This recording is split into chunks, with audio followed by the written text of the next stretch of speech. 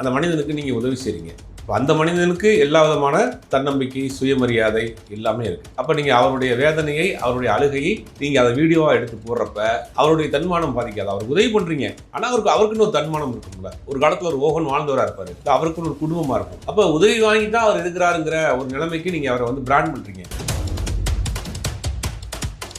தன்னை ப்ரமோட் பண்ணி அதன் மூலியமா ஒரு வருமானத்தை ஈட்டுறாரு.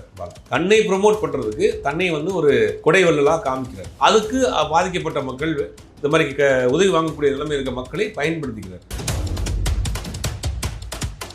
நீங்க வந்து ஒரு உதவி செய்ய வர ஆளுக்கு இவ்வளவு பேக்ராப் எப்படி, இவ்வளவு ஐடி டீம் எப்படி, இவ்வளவு ஆள் சப்போர்ட் எப்படி, மக்களை பார்த்து கேட்குறீங்க. மக்கள் முடிவு பண்ணுவாங்க, மக்கள்கிட்டே விட்டுறேன். நீங்க என்ன எம்ஜிஆர் திமுக வந்து கட்டின பிறகு மக்கள்கிட்ட வந்து நியாயம் கேட்குறேன்னாரு. அந்த மாதிரி சிம்பத்தி கிரியேட் பண்றாரு அவரு. அந்த தவறான விஷயத்துக்கு இவர் ப்ரொமோட் பண்ணுறவங்க, இவருக்கு ஓப்பனாக சொல்லணும்னா இவருக்கு 2-3 முக்கியமான யூடியூப் சேனல் கான்ட்ராக்டில் இருக்குது. அவங்க தான் ஓரளவுக்கு உங்களுக்கு ஃபண்டும் பண்ணுறாங்க. அப்போ அவங்க எப்படி சம்பாதிக்கிறாங்க? அவங்க தப்பான விஷயங்களே அட்வர்டைஸ்மெண்ட்டாக போட்டு தான் சம்பாதிக்கிறாங்க. அப்போ அந்த காசு தான் இவர் எடுத்து கொடுக்குறாங்க. எல்லாம் ஒன்றுக்கு ஒன்று செயின் லிங்க் தான். அன்னைக்கு பார்க்குறப்ப விஜயகாந்தோடைய சமாதியில் ஏதோ ஒரு ஷீல்டு ஏதோ வைக்கிறாரு. வச்சுட்டு அங்கே ஒரு அம்மா வயசானவங்க நிற்கிறாங்க. இவர் பார்த்தவங்க ஏதோ கேட்குறாங்க. உடனே ஒரு காசு கொடுக்குறாரு. காசு கொடுத்தோடனே முடிஞ்சிருச்சு. என்ன பண்ணாரு, நடந்து வரது ஒரு வீடியோ, ஒரு ஷாட்டு. அப்புறம் அந்த இதில் சமாதியில் வைக்கிறதுக்கு ஒரு ஷாட் எடுக்கிறாங்க. அதுக்கு பிறகு அவங்க காசு வாங்கிட்டு அழுகுறாங்க. அதுக்கு கூட தனியாக க்ளோஸ். இத்தனை ப்ரொஃபஷனலாக இவங்க கட் பண்ணி எடுக்கிறப்ப இது எல்லாமே ஏதோ நோக்கமாக இருக்குங்கிறதான சந்தேகமா இருக்கு.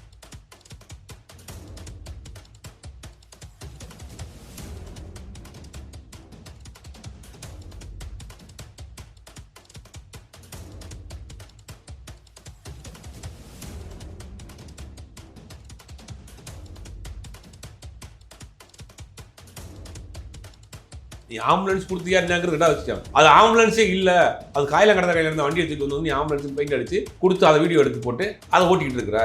அந்த ஆம்புலன்ஸ்ல ஒரு பாதிக்கப்பட்டவரை ஏற்றி வேகமாக கொண்டு போறோம். அங்கே அந்த வண்டி ஏதாவது ஆச்சுன்னா அது யாருக்கு பாதிப்பு? உன்னை யார் அப்படி கொடுக்க சொன்னது? நீ 10 ஆம்புலன்ஸ் வாங்கல, ஒரு ஆம்புலன்ஸ் நல்ல ஆம்புலன்ஸ் வாங்கி கொடுத்துட்டு போ. சரி சார், இது எவ்வளோ பெரிய தப்பான ஒரு விஷயம். இதை வந்து எப்படியோ ஒரு 2 வருடங்கள் 3 வருடங்களுக்கு மேலே பண்ணிட்டு இருப்பாரு.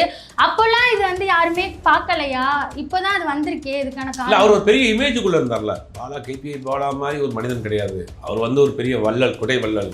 தனக்கு மிஞ்சிய விட தனக்கு இருக்கிறதெல்லாம் அள்ளி கொடுத்துருவான். அவன் வந்து 5 மணி நேரம் தான் வேலை பார்க்குறான், 2 இட்லி தான் சாப்பிட்றான். வந்து ஆட்டோவில் தான் ஆட்டோன்னா இல்லை, அல்டோ காரில் தான் போகிறான். பாருங்க எவ்வளோ வறுமைன்னு, அல்டோ காரில் எல்லாம் போகிறான்.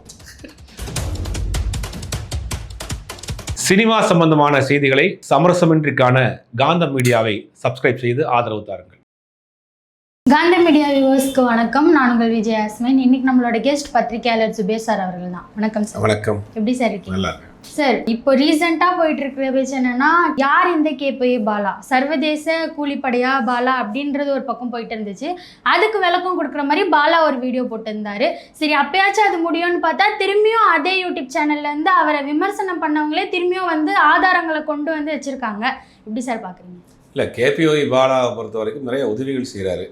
அந்த உதவிகள் ரெண்டு தரப்பு வாதமும் இருக்குது. ஏப்பா ஒருத்தன் உதவி செஞ்சால் அவனை போட்டு ஏப்பா அப்படி பேசுகிறீங்க, விமர்சனம் பண்ணுறீங்க, உங்களுக்கு வேறு வேலை இல்லையா அப்படின்னு கேட்குறாங்க. இன்னொரு தரப்பில் இல்லை, பாலா செய்கிற உதவியில் ஒரு உள்நோக்கம் இருக்குது அப்படின்னு சொல்கிறாங்க. இதை நம்ம ரெண்டையுமே தவிர்த்து வச்சுட்டு ஜென்ரலாக காமனாக ஒரு உளவியல் ரீதியாக பார்க்குறப்ப ஒரு மனிதன் வந்து கஷ்டப்படுறான், அந்த மனிதனுக்கு நீங்கள் உதவி செய்கிறீங்க. இப்போ அந்த மனிதனுக்கு எல்லா விதமான தன்னம்பிக்கை, சுயமரியாதை எல்லாமே இருக்குது. அப்போ நீங்கள் அவருடைய வேதனையை, அவருடைய அழுகையை நீங்கள் அதை வீடியோவாக எடுத்து போடுறப்ப அவருடைய தன்மானம் பாதிக்காது. அவருக்கு உதவி பண்ணுறீங்க, ஆனால் அவருக்குன்னு ஒரு தன்மானம் இருக்கும்ல. ஒரு காலத்தில் ஒரு ஓகன் வாழ்ந்தவராக இருப்பார், இல்லை அவருக்குன்னு ஒரு குடும்பமாக இருக்கும்.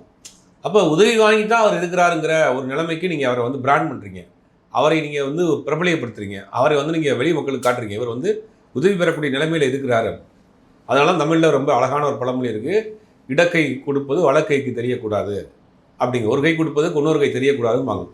அப்போ நீங்கள் வந்து ஒரு மனிதன் வேதனையில் இருக்கக்கூடிய நேரத்தில் அவனுக்கு ஒரு உதவியை செஞ்சுட்டு அதை நீங்கள் வந்து பிரபலியப்படுத்தி, அதுக்கு இவர் சொல்கிற காரணம் என்ன சொல்கிறாருன்னா, இல்லை இன்னும் இதை பார்த்துட்டு 4 பேர் வந்து இன்ஸ்பயர் ஆகி உதவி பண்ணுவாங்க, இதில் என்ன தப்பு இருக்குது அப்படின்னு கேட்குறாரு.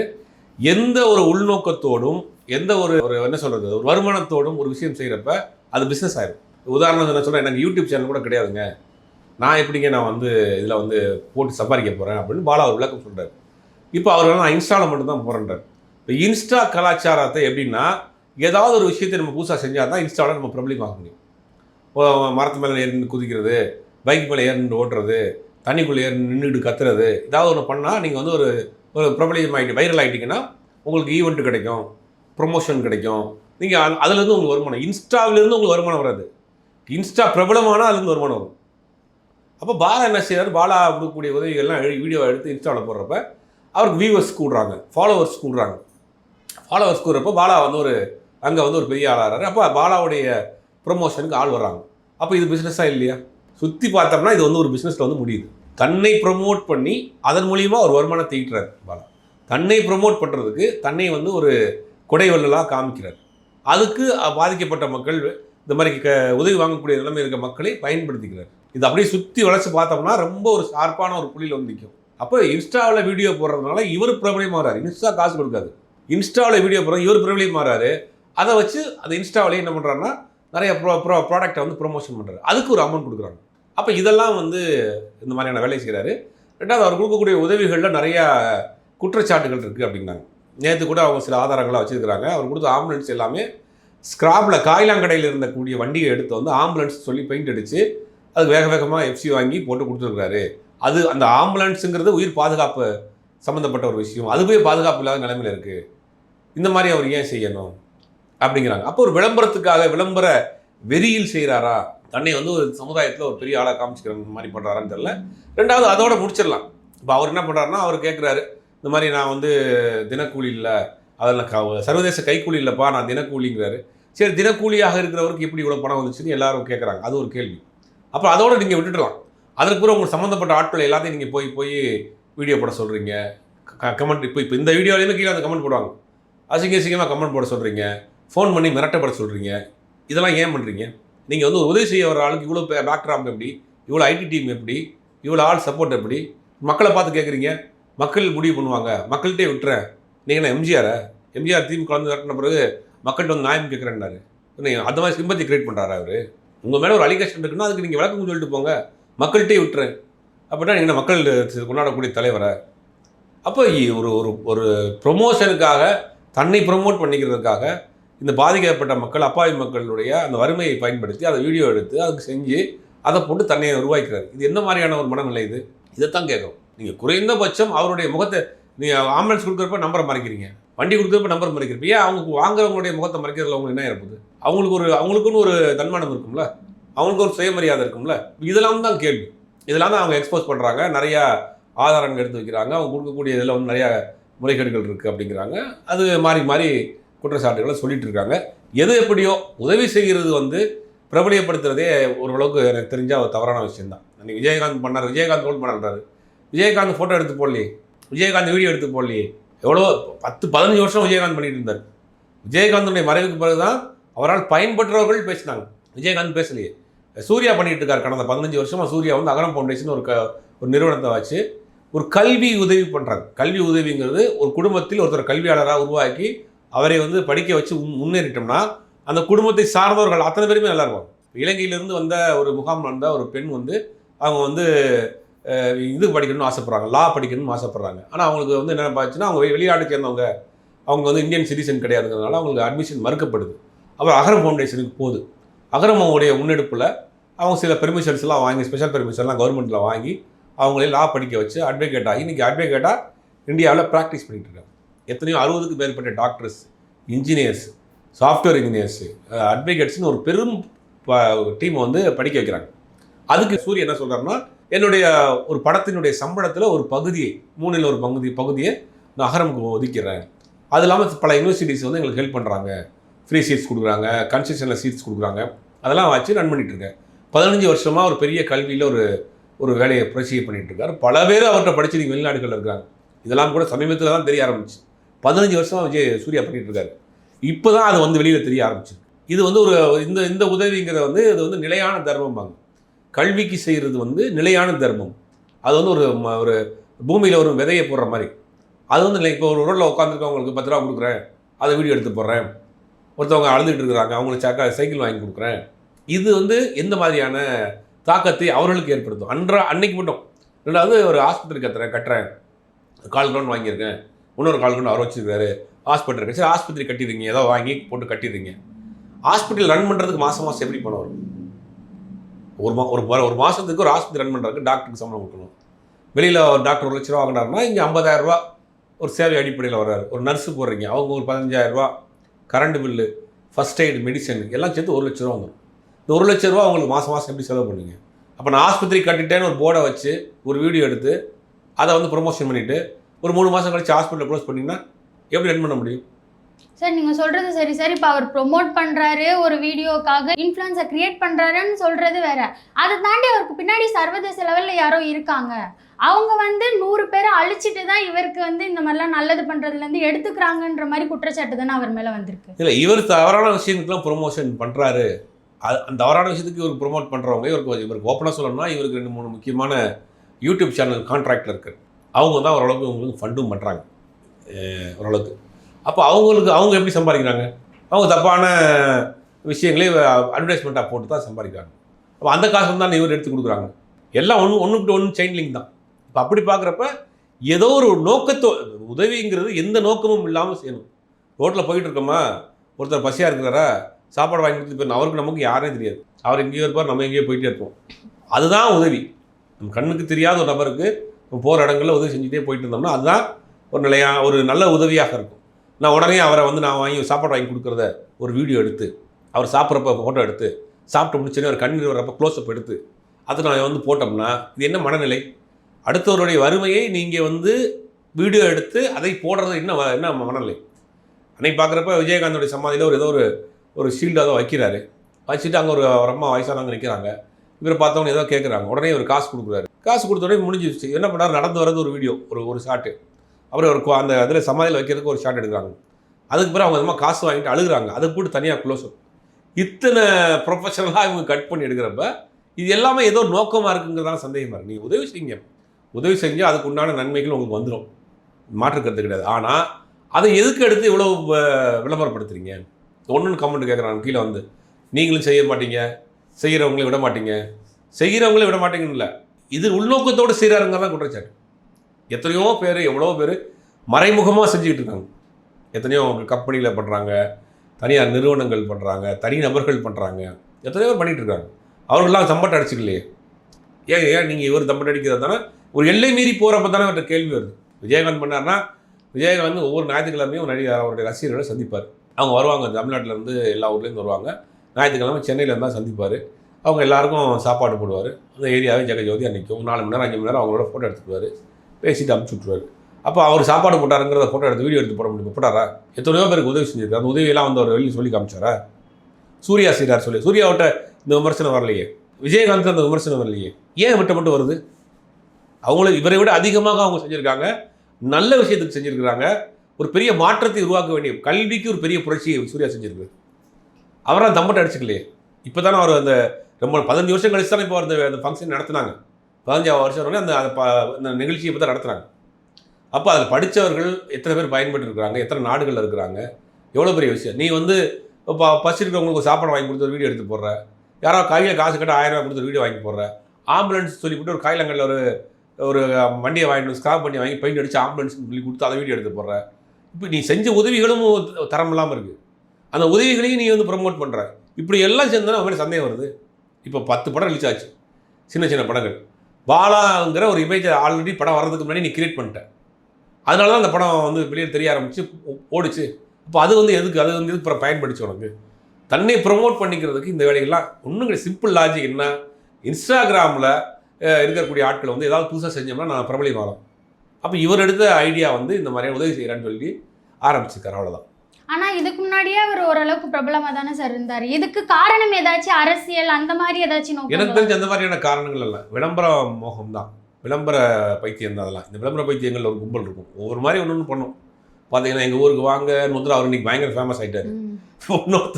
ஒன்னொருத்தர் ஆர்டர் நடந்துட்டு அவர் பயங்கர ஃபேமஸ் ஆகிட்டார். அந்த கேட்டகரி தான் இந்த தம்பியும் ஏறக்குறைய அந்த தான். அதை கொஞ்சம் ஹைடெக்காக சென்டிமெண்ட்டாக கொஞ்சம் சென்டிமெண்ட் தூக்கலாக போட்டு பண்ணி அதை தன்னை ப்ரமோட் பண்ணிக்கிறார், அவ்வளோதான். இன்னொரு தம்பி இருப்பார், என் சேனலை பார்த்துருக்கீங்களா அப்படின்னு 1000 ரூபா பார்ப்பல. அந்த கேட்டகரி தான் இந்த லிஸ்ட்லாம். இவர் என்ன பண்ணுறாருன்னா கொஞ்சம் பிரில்லியண்ட்டாக இருக்கிறதுனால கொஞ்சம் சென்டிமெண்ட்டாகவே அடிப்போம், தமிழ்நாட்டு மக்களுக்கு சென்டிமெண்ட்டாக ரொம்ப பிடிக்கும் அப்படிங்கிறத சேர்த்து அடிக்கிறாப்புல, கலந்து அடிக்கிறாப்புல. போகிற சாப்பாடு வாங்கி கொடுக்குறது, அதுக்கு பிஜிஎம்மில் பாட்டு போடுறது, மண்ணிலே ஈரம்டான்னு பாட்டு போடுறது, உடனே அந்த பாட்டை போடுறது, ஹை ஸ்பீடில் வர்றது. இவர் செஞ்சுட்டு அப்படியே பின்னாடி நடந்து போயிட்டு இருப்பார், அவருக்கு ஃபுல் வீடியோ எடுக்கிறது.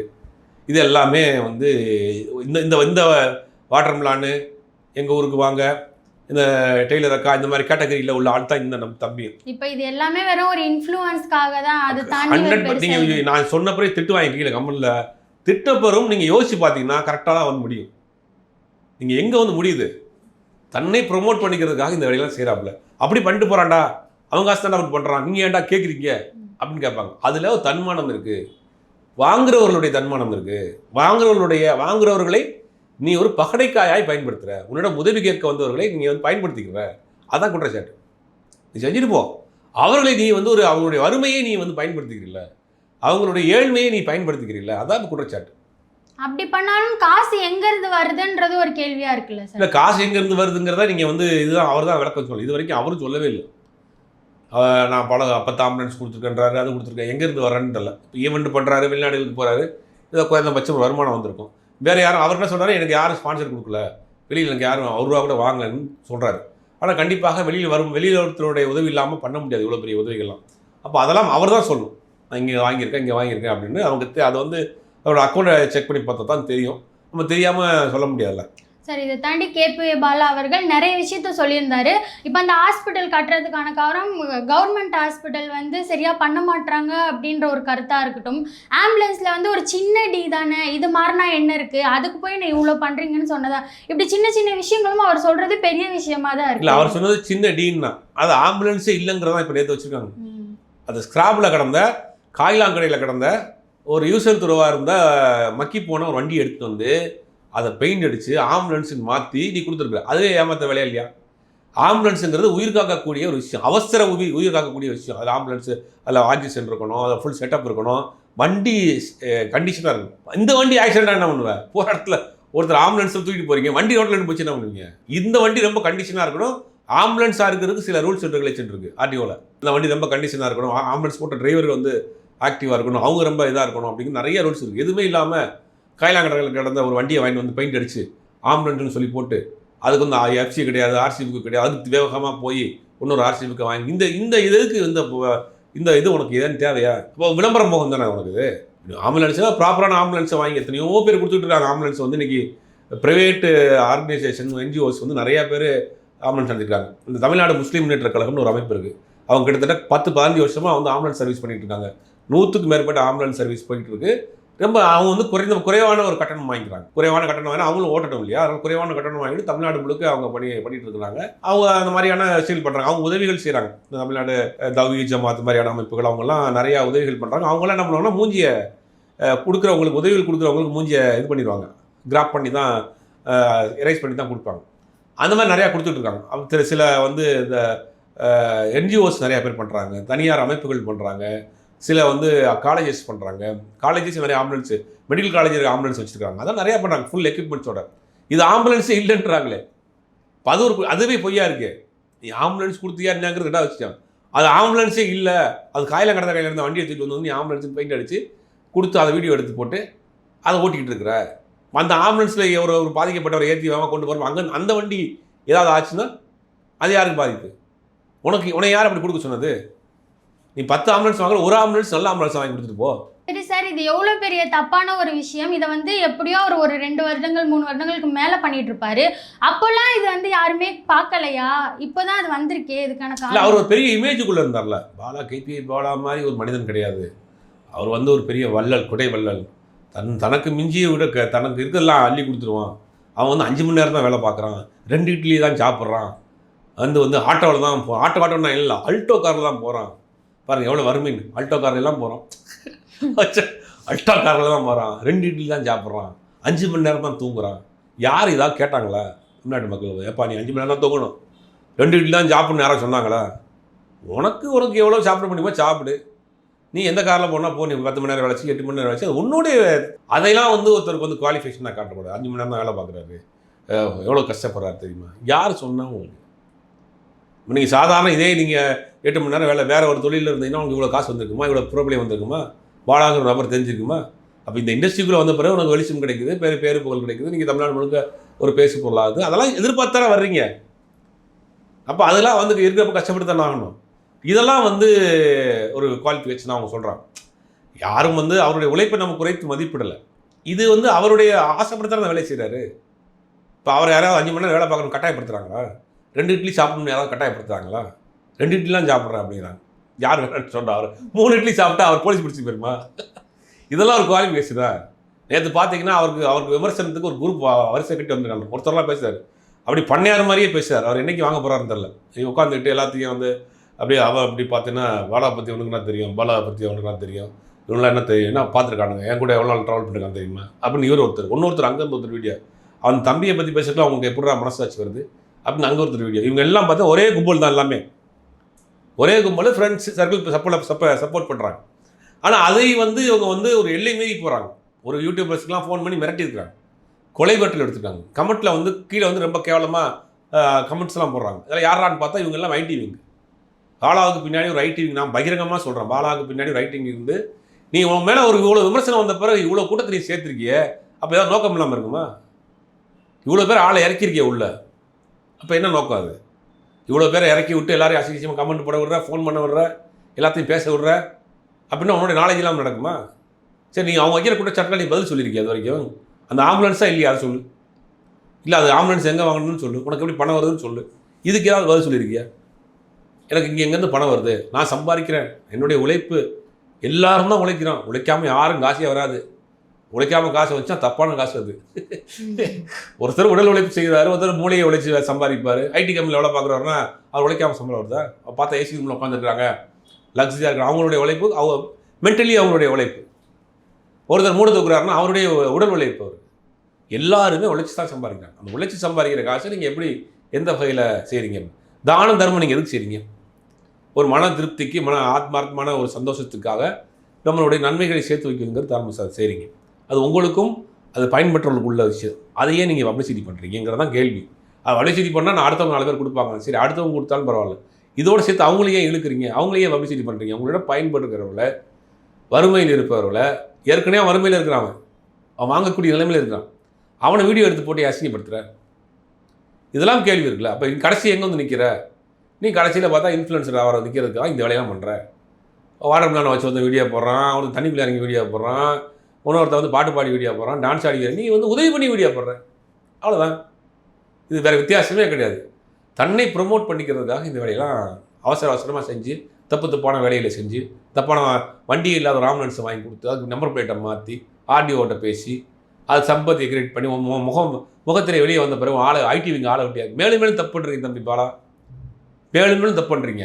ஒன்றுக்கு மேலே ஒரு தப்பை மறைக்கிறதுக்கு இன்னொரு தப்பு பண்ணுறீங்க. வேகமாக அதுக்கு பிறகு போய் இது வாங்குறீங்க, போய் எங்கே வாங்குறீங்க, ஆர்டிஓ ஆஃபீஸ்க்கு போகிறீங்க, அதுக்கு காசு கொடுக்குறீங்க, நம்பர் பிளேட்டை மாற்றுறீங்க, ஆர்சி புக்கு வாங்குறீங்க, அதுக்கு பிறகு உங்கள் மேலே ஒரு குற்றச்சாட்டு வந்தோடனே உங்களுக்கு சம்மந்தப்பட்ட ஆட்கள் எல்லாம் இறக்கி விடுறீங்க. இவ்வளோ பண்ணுறீங்க, ஏன் பண்ணுறீங்க? உங்கள் மேலே களங்கம் இல்லைன்னா, குற்றம் இல்லைன்னா ஏன் இவ்வளோ வேலைக்கு செய்யணும்? பேசுகிறோம், பேசிட்டு போகிறோம், நான் வேலையை பார்த்துட்டே போகிறேன்னு போயிட்டு இருக்கணும். இது பாலா கிட்ட இதுக்கெல்லாம் ப்ரூஃபே கிடையாது. ப்ரூஃப் இருந்தால் அவரை போட சொல்லுங்கள், பேசட்டும், அதை பற்றி நம்ம பேசுவோம். நமக்கு யார் சப்போர்ட்டும் கிடையாது.